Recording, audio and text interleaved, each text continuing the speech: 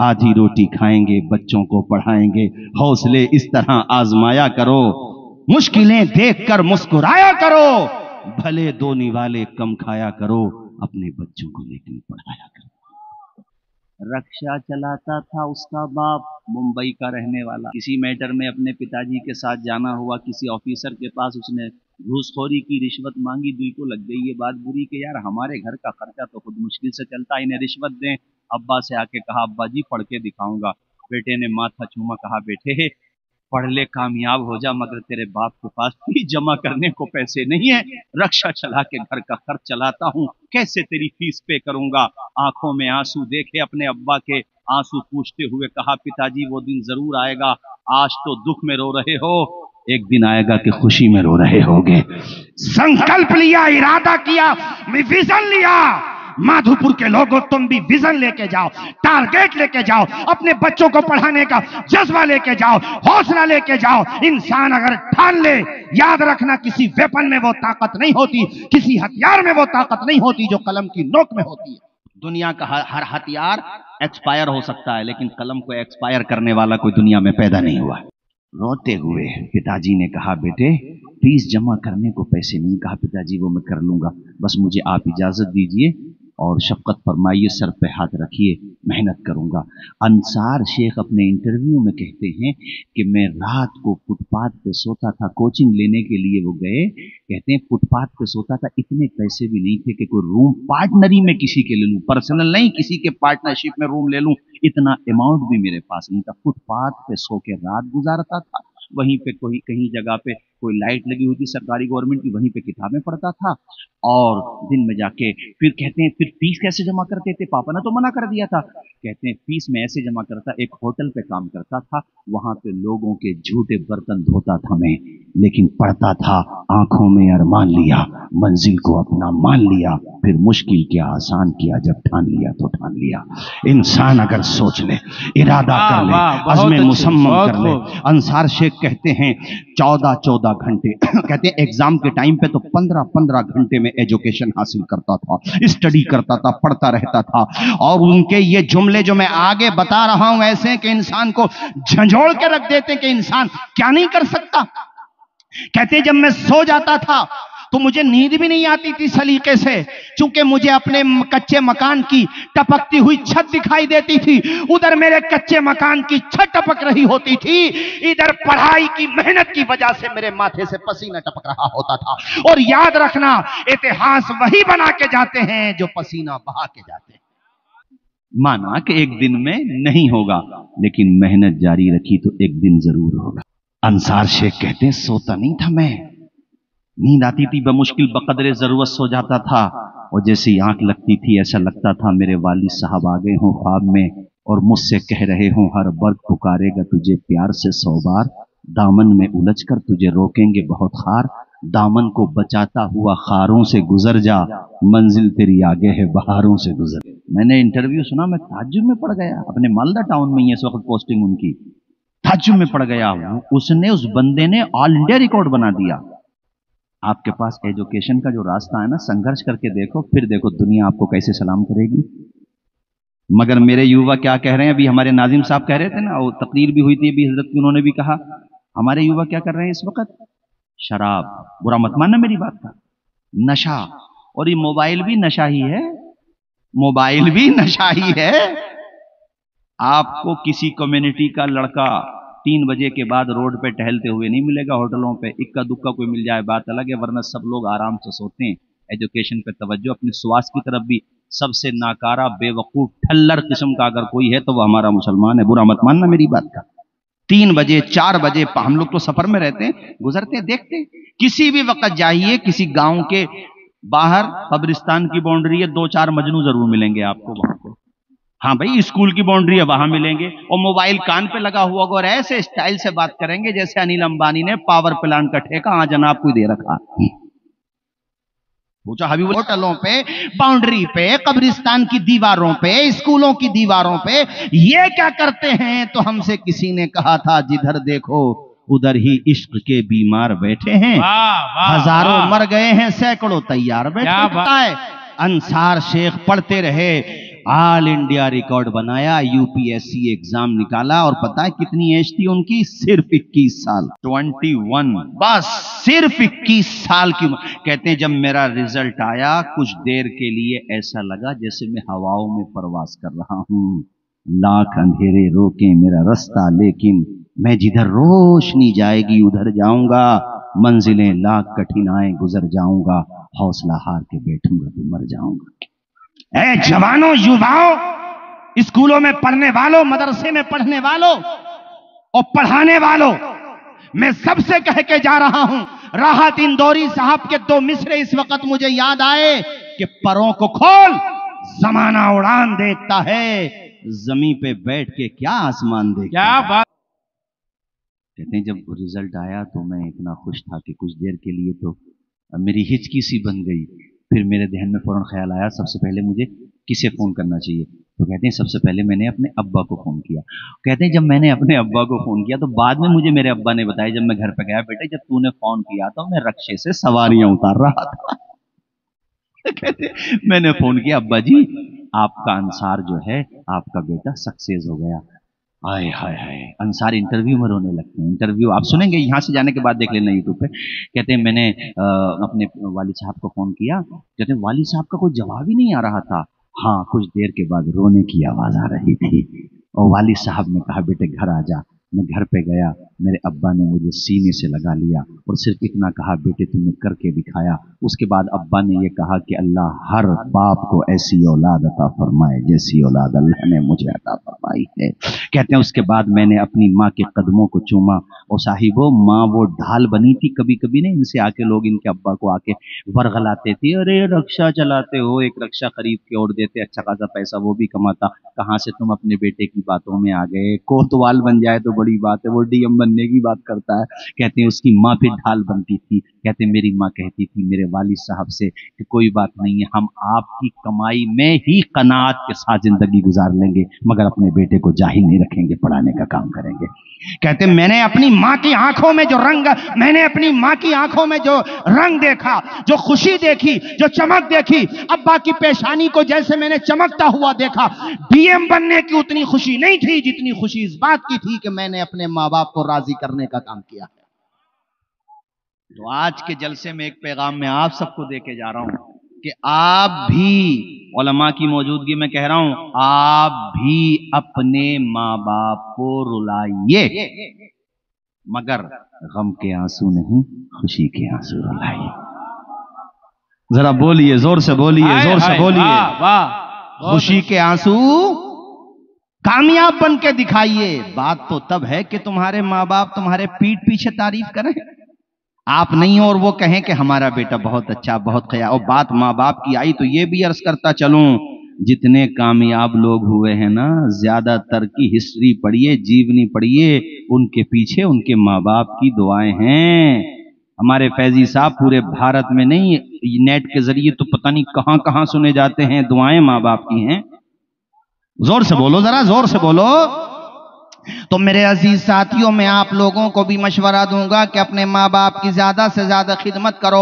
आप कहीं पे पढ़ाई करते हो, जॉब करते हो, कहीं दूर रहते हो, घर से जब भी जाया करो अपनी माँ का हाथ सर पे रखवाया करो, अब्बा का हाथ चूमा करो, उसके बाद घर से निकला करो। इंशाअल्लाह तुम्हारी हिफाजत का काम होता रहेगा। और अपनी माँ के कदमों को चूम के बड़े प्यारे अंदाज में कह दिया करो, प्यारी माँ मुझे को तेरी दुआ चाहिए, तेरे आंचल की ठंडी हवा चाहिए। लोरी गा गा के मुझे को सुनाती है तो, लोरी गा गा के मुझे को सुनाती है तो, मुस्कुरा के सवेरे जगाती है तो, मुझको इसके सिवा और क्या चाहिए। बोलिए सारे लोग, प्यारी माँ मुझको तेरी।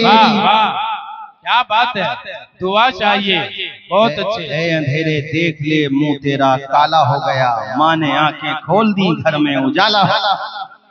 प्यारी माँ मुझे, सारे लोग पढ़े, प्यारी माँ मुझे को तेरी दुआ चाहिए, तेरे जज़ाकल्लाह तेरे आंचल की ठंडी हवा चाहिए, तेरी खिदमत से दुनिया में इज्जत मेरी, तेरी खिदमत से दुनिया में इज्जत मेरी, तेरी खिदमत से तेरी खिदमत से दुनिया में इज्जत। अगला मिसरा सुनिएगा जरा, तेरी खिदमत से दुनिया में इज्जत मेरी, तेरे कदमों के नीचे है जन्नत मेरी, सर पे साया, सर पे साया तेरा उम्र भर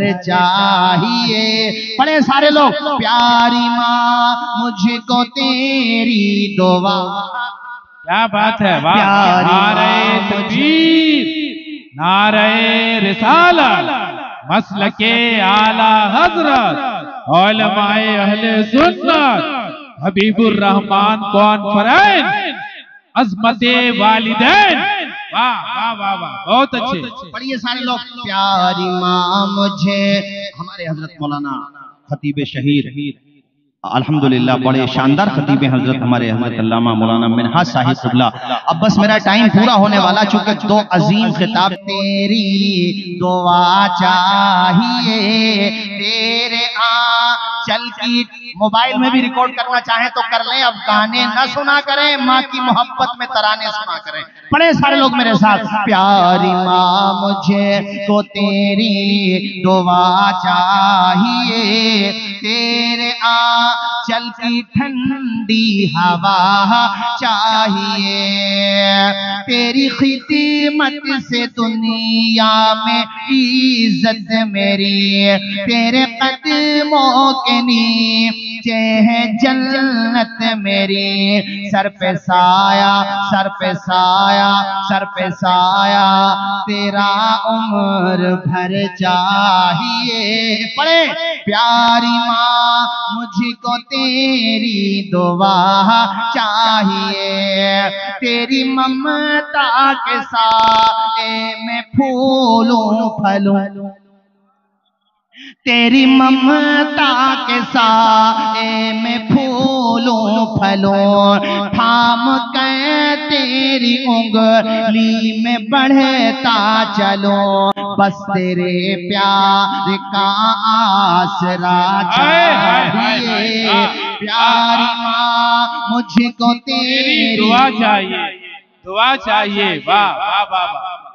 मैं इन सब की तरफ से, हालांकि इस टॉपिक पे मेरी बात नहीं हुई है, मगर मैं जानता हूँ, हुस्ने ज़न नहीं यकीन है कि हम सब जब भी घरों से निकलते हैं, आप यकीन मानिए अल्हम्दुलिल्लाह, जब भी घरों से निकलते हैं सफर पे, हमारे फैजी साहब क़िबला हो, मुफ्ती साहब हो, हमारे जितने भी उलमा बैठे हैं अल्हम्दुलिल्लाह, क्योंकि हमें मदारिस में सिखाया गया है, जब भी घर से निकलेंगे वालदा का सर पे हाथ रखवाएंगे, वालिद साहब का सर पे हाथ रखवाएंगे, और फिर ये कहते हुए घर से निकलेंगे कि हमारे कुछ गुनाहों की सजा भी साथ चलती है, अब हम तन्हा नहीं चलते, दवा भी साथ चलती है, अब हम तन्हा नहीं चलते, दवा भी साथ चलती है, अभी जिंदा है माँ मेरी, मुझे कुछ भी नहीं होगा, मैं घर से जब निकलता हूँ दुआ भी साथ चलती है। और बल्कि मैं तो एक मशवरा आपको ये भी दे रहा हूँ कि जहाँ पर भी जॉब करते हो वालिद साहब को फ़ोन करते रहा करें, दिल बढ़ता है वालिद साहब का।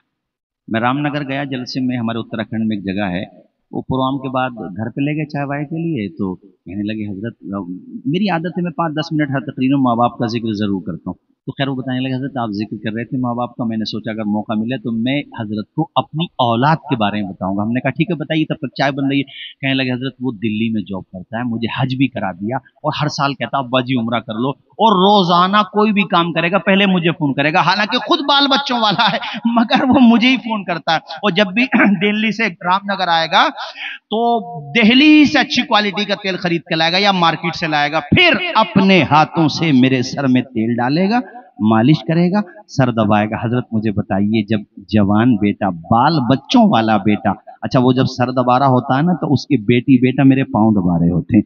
अरे वो रोने लगे कहते कहते कहते, हजरत आप यकीन मानिए मेरा बेटा सर दबा रहा होता है, उसके बेटी बेटा मेरे पांव दबा रहे होते हैं। खुदा की कसम, बड़ी से बड़ी दौलत एक पलरे में रखी हुई हो, उसमें वो सुकून नहीं मिलता जो फर्मा बरदार औलाद की फर्मा बरदारी में अल्लाह ताला था। और बात आ गई तो मैं कह दूं, जब छोटे थे हम आप, बशमूल सबको कह रहा हूं आज के हालात के पेश नजर, तो सब लड़ते थे माँ मेरी है, माँ मेरी है? लड़ाई होती थी, माँ तू बता किसकी है, तो माँ अपने आंचल में लपेट लेती थी और कहती थी बेटे मेरी मिसाल तो उस दरख्त की है जिसकी शाखाएं सबको छांव देती है मेरे बच्चे। मैं तो उस किताब की तरह हूं जिसके वरक वरक पे तुम्हारी मोहब्बत की नज़में लिखी हुई है मेरे लाल, तुम मेरे हो। और अब क्या हो गया, जब जवान हो गए, शादी हो गई, पहले कहते थे माँ मेरी है और कब कहते हैं माँ तेरी है, माँ तेरी है। ओ यार, उसने तुम्हें 4 बेटों को पाला, शिकम पे पत्थर भी, अगरचे अपने वहां पत्थर बांधने की पोजीशन नहीं आती, लेकिन आ जाए तब भी माँ वो है कि एक रोटी दस्तरखान, खुदा की कसम लेके कह सकता हूं मैं ये बात, मुझे इतना यकीन है इस बात पे, खुदा की कसम लेके कह सकता हूं कि माँ को भूख लगी हो और एक ही रोटी हो तो सिर्फ ये माँ और बाप की हस्ती है कि अपने हिस्से की रोटी भी अपनी औलाद को खिला देगी। अगर बात सच्ची हो तो यार जोर से बोलो जरा, खुदा की कसम लेके मैं ये बात कह सकता हूं, अपने हिस्से की रोटी तुम आपको खिला देगी। यार माँ इंसानों में माँ, इंसान तो इंसान है, जानवरों में जो माँ होती है उन्हें अल्लाह ने इतना प्यार दिया है। मुझे नहीं पता आपने वो वीडियो देखा कि नहीं देखा, यहां से जाने के बाद सर्च कर लेना, निकल जाएगा आसानी से। एक हिरन अपने बच्चे के साथ नहर में जो है वो नहर में तैर रही है, पीछे से जो है मगरमच्छ आ गया। अब हिरनी के बच्चे की तरफ वो मगरमच्छ दौड़ रहा है, अब मगरमच्छ बिल्कुल करीब में होने वाला है। मां ने देखा, हिरनी ने, मां है वो, इंसान नहीं जानवर है, मगर मां का दिल कितना प्यारा होता है। इसीलिए कहने वालों ने कहा था कि नापने वालों ने समंदर की गहराई नाप ली, मगर आज तक कोई मां के ममता की समंदर की तह तक पहुंच नहीं पाया। वाह वाह वाह वाह, बहुत अच्छे। वो हिरनी, उसने देखा कि ये मेरे बच्चे को खा जाएगा मगरमच्छ, तो वो हिरनी जो है आगे बढ़ी और मगरमच्छ के मुंह के सामने आके खड़ी हो गई और अपनी जान दे दी अपने बच्चे को। ये माँ होती है मेरे साथियों। अगर तुम्हारी माँ जिंदा है, तुम्हारा बाप जिंदा है, वो साहिब हो, खुदा की कसम उनकी कदर कर लो। हम लोगों के हाथ को तुम बहुत चूमते हो, दुआओं को भी कहते हो, मोहब्बत का शुक्रिया, मगर मैं जिम्मेदारी के साथ कहता हूं, हम सब की दुआ एक तरफ, तेरी माँ की दुआ एक तरफ। माँ की दुआ की जो कबूलियत का दर्जा है वो हमारी दुआओं में नहीं हो सकता है। उनकी खिदमत कर ले, कभी उनके लिए कहीं से आ रहा, कलकत्ता से आ रहा बेहतरीन सामान लेके आ, अपने अब्बा के लिए कभी बेहतरीन टोपी लेके आ, कपड़े लेके आ, उनके लिए बेहतरीन जूते लेके आ, वो सब तुझे ही छोड़ के चले जाएंगे, मगर उनका दिल बड़ा हो जाएगा। मुसल्ले पे बैठ के तेरे बाप ने तुझे दुआ दे दी, तेरी माँ ने अपना आंचल फैला के तेरे लिए दुआएं कर दी। अल्लाह की इज्जत की 100 बार कसम, 1000 बार कसम, न दुनिया में तुझे कोई जलील कर पाएगा, और मेरे रब ने चाहा महशर में भी तेरा बेड़ा पार लग जाएगा। वाह वाह वाह, बहुत अच्छे, बहुत खूब। दुआएं ले ले अपनी माँ की, अपने बाप की दुआएं ले ले। वो रोते हुए कहने लगे, रामनगर की बात मुकम्मल करूं, कहने लगे हजरत बेटा सर दबा रहा होता है, उसके बच्चे मेरे पांव दबा रहे होते हैं, मुझे इतना सुकून मिलता है हजरत, इतना। और इंसान की फितरत है, जब इंसान को सुकून मिले जाहिर सी बात है उसकी आंख लग जाती है। मैं आंख बंद कर लेता हूँ, हालांकि सोया नहीं हूँ, आंख बंद है, जाग रहा हूँ। मेरे बेटे को ये लगता है कि अब्बा सो गए, तो वो सर की तरफ से ना मेरे पैरों की तरफ आता है हजरत। अब वो जुमला उन्होंने ऐसा कहा कि हम जितने लोग बैठे थे हम भी रोने लगे। कहते हैं पैरों की तरफ आता है और पैरों की तरफ आके हजरत अपना सर मेरे पैरों में रख देता है, मेरे तलवों को चूमता है। खुद बाल बच्चों वाला हो गया, काफी उम्र भी हो गई उसकी, और उसके बावजूद मेरे पैर तलवों को चूमेगा और फिर उठ के बैठेगा और हाथ उठा करके मेरे लिए लंबी उम्र की आहिस्ता आहिस्ता आवाज में दुआ करता है। वो बाप जो दिल की धड़कनों को पहचानता है, वो आहिस्ता आवाज की दुआओं को भला कैसे नहीं सुनेगा। उसे लग रहा होता है कि अब्बा सो रहे हैं। कहते हैं हजरत अब मुझसे जब्त नहीं हो पाता, मेरे दिल का पैमाना आंखों से छलकने लगता है। मैं उठ के बैठ जाता हूं और अपने बेटे का सर पकड़ के अपनी गोद में रख लेता हूं, तो मेरा बेटा मुझे चिमट जाता और कहता, अब्बा जी अल्लाह आपको लंबी उम्र दे, मैं आपका जनाजा नहीं उठा पाऊंगा। अब्बा आपको देख रहा हूं तो मेरी जिंदगी में बहारें हैं, मेरी जिंदगी का जो गुलिस्तान है वो चमक रहा है।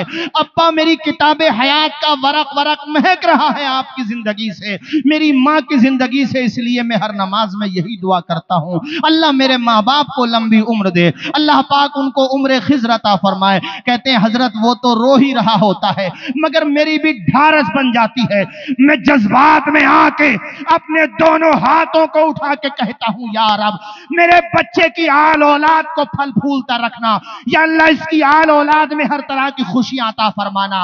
और साथ ही मैं ये दुआ करता हूं, या अल्लाह हर माँ बाप को ऐसा बेटा अता फरमाना जैसा बेटा तूने मुझे अता फरमाया। वाह वाह, क्या बात है, बहुत अच्छी। साहिबो अपने माँ बाप की कदर कर लो, उनकी इज्जत कर लो। अब दुनिया में नहीं रहे मरहूम सज्जाद निजामी साहब, उनके पढ़े हुए मुझे दो मिसरे इस वक्त याद आ रहे हैं। इजाजत दो तो सुना दूं आप लोगों को, जोर से बोलिए, सुना दूं। वो जीते जी दुनिया में जन्नत का मजा लेंगे, वो जीते जी दुनिया में जन्नत का मजा लेंगे, वो जीते जी दुनिया में जन्नत का मजा लेंगे, वो जीते जी दुनिया में जन्नत का मजा लेंगे, जन्नत का मजा लेंगे, जो बाप को खुश रखेंगे और माँ की दुआ लेंगे।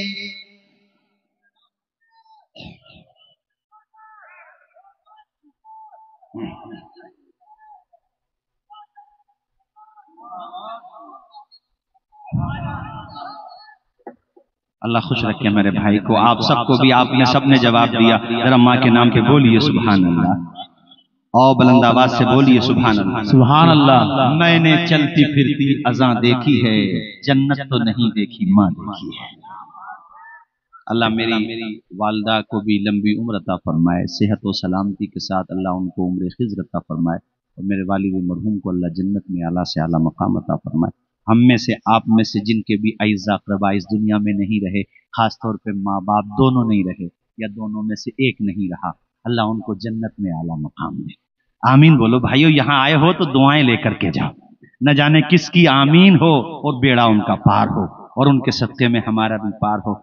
ये अलग टॉपिक आ गया, बहरहाल बात बीच में आई तो मैंने अर्ज कर दी। बात यहाँ से निकली कि देखो इंसान मेहनत करे तो क्या नहीं कर सकता। अंसार शेख 21 साल की उम्र में यूपीएससी एग्जाम निकाल कर IAS बन गए। सोचो कि जिसके बाप के पास रक्षा था, आज पूरे जिला के अधिकारी ऐसे सैल्यूट मारते हैं उनको। किस चीज ने पहुंचाया यहाँ तक? आवाज आए तालीम ने, जोर से बोलो किस चीज ने पहुंचाया। और हमारे मौलाना गुलाम दस्तगीर साहब क्या काम कर रहे हैं, ये भी तो तालीम देने का काम कर रहे हैं। और ऐसा नहीं है कि सिर्फ उस लाइन में भी, मैं तो दोनों तरह की तालीम की बात कर रहा हूँ, लेकिन यहाँ भी इज्जत कम नहीं होती। कभी आप सोचें, यहाँ एक बच्चा आपके मदरसे में आके पढ़ा, वो हाफिज कुरान बन गया, अब पता उसका कितना मकाम ऊंचा हो गया। अब वक्त का मुफ्ती भी अगर आएगा ना, तो वो ये नहीं कहेगा मैं अपने शागिरद के पीछे, ये कहेगा इमाम के पीछे। उसका बाप अब ये नहीं कहेगा मैं अपने बेटे के पीछे, या दादा कहे मैं पोते के पीछे, नहीं, क्या कहेगा? इमाम के पीछे। कितनी इज्जत दे दी उसे तालीम ने, कितना मकाम दे दिया। और मौत तो सबको एक दिन आना है। एक वो अरबोंपति बाप है कि जिसका जनाजा रखा हुआ है, दूर दूर से लोग जनाजे में आ गए, मगर सगा बेटा दूर खड़ा है, उसके कपड़े ही ठीक नहीं है। तूने सिर्फ दौलत कमाना सिखाया, बच्चे को दीन नहीं सिखाया। आज कितनी मचल तड़प रही होगी रूह, कितनी तकलीफ में होगी कि जिसके लिए मैंने हलाल हराम तक नहीं देखा, वो बेटा मेरा जनाजा तक नहीं पढ़ रहा। कैसा महरूमुल किस्मत हूं मैं भी और वो भी। और दूसरी तरफ वो बाप जिसने अपने घर पे फाका किया मगर बेटे को मदरसे में पढ़ाया, हाफिज कुरान बनाया, उसका जब जनाजा रखा हुआ है तो माधोपुर नहीं, मैं झारखंड यूपी बिहार की बात नहीं करता, पूरे हिंदुस्तान के जो मुफ्ती आजम हैं, अगर वो भी जनाजे में आए तो अब वो भी मुसल्ले से अलग खड़े हैं, कहेंगे नहीं भाई हक इनके बेटे का है, वो हाफिज कुरान है। जोर से बोलो सुभान अल्लाह। वो इजाजत दें तो बात अलग है। वो कहेंगे कि ये पढ़ाएंगे हाफिज कुरान, कितना मर्तबा मिल गया वो साहिबो। इसलिए ये 4 मिसरे कह करके मैं उस वाक़े को मुकम्मल करूं, फिर तकरीर खत्म करता हूं। हौसले इस तरह आजमाया करो, मुश्किलें देखकर मुस्कुराया करो। क्या बात भले भले, माइक बहुत अच्छा भाई आपका, भले 2 निवाले कम खाया करो, अपने बच्चों को लेकिन पढ़ाया करो।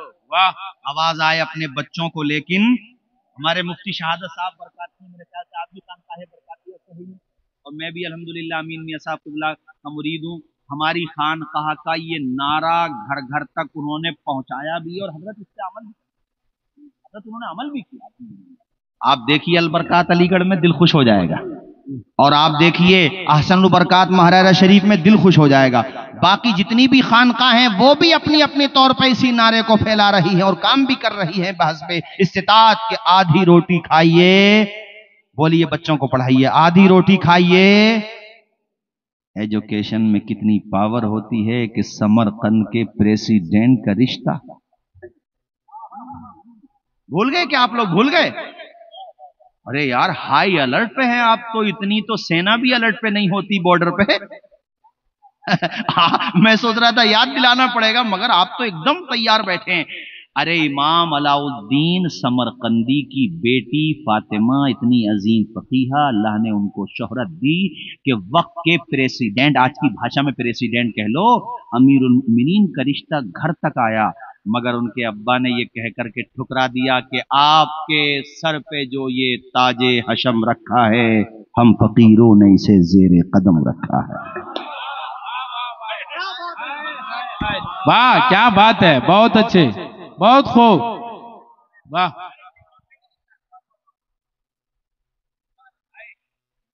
सिर्फ दौलत की बुनियाद पर रिश्ता तो नहीं होना चाहिए, ये तो मैं भी कहूंगा। कुछ ना कुछ तो इल्म भी होना चाहिए। जो लोग महज दौलत की बुनियाद पर रिश्ते करते हैं, सबको नहीं कहता मगर बाद में पछताना भी पड़ जाता है। एक मर्तबा को, हाँ बेशक दौलत भी है सुभान अल्लाह, मगर वो कम से कम नमाजी तो हो, दीन का दरद तो हो। गलत तो नहीं कहा मैंने, कहा मेरी बेटी इतनी बड़ी फकीहा तो किसी फकीह के साथ ही निकाह करूंगा, बाकी अल्लाह बेहतर जाने। और ऐसा ही हुआ, उनके शागिर्द इमाम अबू बकर इब्ने मसऊद कासानी के साथ उनका निकाह हुआ, और उन्होंने उनके अब्बा की किताब तोहफतुल फुक़हा की शरह लिखी, जिस शरह का नाम है बदाइउस सनाए। वो खुद अपने आप में मनारे नूर है। और ये आखिरी हिस्सा 5-10 मिनट में तकरीर खत्म। घर के माहौल पे कितना अच्छा इफेक्ट पड़ा इनके आने के बाद। खुद तो फकीह थे ही, मगर बीवी भी फकीहा, अजीम मुदर्रिस थे। दर्सगाह में बहुत तादाद में तलबा होते थे। तलबा जब सबक पढ़ते थे, कई मर्तबा कोई बात इबारत में ऐसी आ जाती जो जवाब फौरन नहीं होता, अंदर जाते। एक दो दफा तो तलबा होते हैं भाई, स्टूडेंट तो स्टूडेंट होते हैं। उन्होंने कहा यार हजरत अंदर जाते हैं फौरन जवाब दे देते हैं, क्या मामला? एक दिन कहने लगे हजरत अंदर कोई किताब देखने जाते हो? कहा किताबें तो आसपास में रखी हुई है, मैं किताब देखने नहीं जाता हूँ, मेरे घर में अंदर चलती फिरती लाइब्रेरी रहती है। कहा क्या मतलब? कहा मेरी जो दुल्हन है उनसे जाकर के पूछता हूँ, वो फौरन जवाब देती है, मैं तुम्हें दे देता हूँ जवाब। सुभान अल्लाह, जरा जोर से बोलो सुभान अल्लाह, और मचल के बोलो सुभान अल्लाह। सुभान अल्लाह। तज़किरा निगारों ने यहां तक लिखा, इन्नहा कानत तनकुलुल मज़हबा नक़लन जय्यिदन व काना ज़ौजुहल कासानी रुब्बमा यहीमु फिल फतवा फतरुद्दुहु इला सवाब व तुअर्रिफुहु वजहल खताई फयरजिउ इला कौलिहा व अलल फतवा खत्तुहा व खत्तु अबीहा व खत्तु ज़ौजिहा, कि इनकी बीवी यानी इमाम अलाउद्दीन समरकंदी की बेटी फातिमा इतनी अजीम फकीहा थी कि फिक़े हनफी को बहुत जबरदस्त अंदाज में पेश करती थी। इनके शौहर इमाम कासानी कभी कभी फतवा देने में वहम का शिकार हो जाते थे। जाहिर है इंसान को कंफ्यूजन कहीं ना कहीं हो ही जाती है, इंसान बहरहाल खता का पुतला है। लेकिन लिखा हुआ है कि जिस फतवे में खता हो जाती थी, वहम हो जाता था, फतरुद्दुहु इला सवाब, उनकी बीवी उस फतवे को दुरुस्त कर दिया करती थी, व तुअर्रिफुहु वजहल खता, और ये भी बता दिया करती थी अपने शौहर से कि तुमसे यहां गलती हुई है। फयरजिउ इला कौलिहा, तो उनके शौहर कहते थे बात तुम्हारी सही है। जरा जोर से बोलो। पहले फतवा निकलता था तो कितने लोगों के दस्तखत होते थे? अरे कितना याद रखते हो आप लोग, बाप के। और अब जो फतवा निकलता तो इनके शौहर के भी होते थे। यानी कैसा? तो क्या हम लोग चाहें हमारे हजरत मौलाना गुलाम दस्तगीर साहब का हौसला बढ़ाइए, हिम्मत बढ़ाइए, इनसे कहिए हजरत हमारी तिजोरियां तुम्हारे लिए हाजिर हैं, पैसे हम देंगे और आलेमात की खेप तैयार करके आप देते रहिए, हमारी बेटियों के हाथ में कलम आप देते रहिए और इन्हें जेवर तालीम से आरास्ता करने का काम आप करते रहिए, इन्हें कनीज़ाने फातिमा जहरा बनाने का काम आप करते रहिए। फिर देखिए कि आपके शहर में आप जहां जहां से बच्चियां पढ़ने आएंगी वहां वहां हर घर इंशाअल्लाह दरसगाह बनता हुआ नजर आएगा, मदरसा बनता हुआ नजर आएगा। अल्लाह ताला आप सबको शाद व आबाद रखे। मैंने जो कहा अगर कोई बात सेहवन या कज़न खिलाफ शरा सरजद हुई हो, मैं भी कलमा पढ़ता हूं, मेरे साथ आप भी झूम के पढ़िए ला इलाहा, सारे लोग पढ़िए ला इलाहा इल्लल्लाहु मुहम्मदुर रसूलुल्लाह सल्लल्लाहु अलैहि वसल्लम। युवाओं, बच्चों, स्कूल मदरसों में पढ़ने वालों, ये जज्बा जरूर लेके जाना कि जो मेहनत करेगा उसे मेहनत का सिला, जोर से बोलो, मेहनत का सिला। हमारे वहाँ TMU एक बहुत बड़ी यूनिवर्सिटी है, अपना शायद नाम सुना होगा, मेडिकल कॉलेज है, बल्कि वो है तो प्राइवेट मगर बड़ा है। वहाँ पे APJ अब्दुल कलाम आए थे, अब तो उनका निधन हो गया, बहुत पुरानी बात बता रहा हूँ। तो उन्होंने अपनी स्पीच में कहा था, मैं खुद मा सफ़ा व दामा का दरा के तौर पे सुना रहा हूँ। कहने लगे कि सूरज की तरह बनना चाहते हो बच्चों तो सूरज की तरह जलना भी सीखो। बहुत अच्छा। कहा ख्वाब वो नहीं है जो इंसान सोते हुए देखता है, ख्वाब तो वो है जो इंसान को सोने ही नहीं देता है। कहा सूरज जैसा बनना है तो सूरज जैसा जलना होगा, नदियों सा आदर पाना है तो पर्वत छोड़ निकलना होगा। हम आदम के बेटे हैं, क्यों सोचें रास्ता सरल होगा, कुछ ज्यादा वक्त लगेगा पर संघर्ष जरूर सफल होगा, हर एक संकट का हल होगा। और ये मैं आपसे भी कह रहा हूं मौलाना गुलाम दस्तगीर साहब, हिम्मत रखिए और हौसला रखिए, हैं, हर एक संकट का हल होगा, वो आज नहीं तो कल होगा। कुछ किए बिना ही जय जयकार नहीं होती, संघर्ष करने वालों की कभी हार नहीं होती। जोर से बोलो, कभी हार नहीं होती। कभी हार। अंजाम, ये दो मिसरे तकरीर खत्म, अंजाम उसके हाथ है, आगाज करके देख, सुभान अल्लाह, भीगे हुए परों से परवास करके देख। सुभान अल्लाह, सुभान अल्लाह, माशा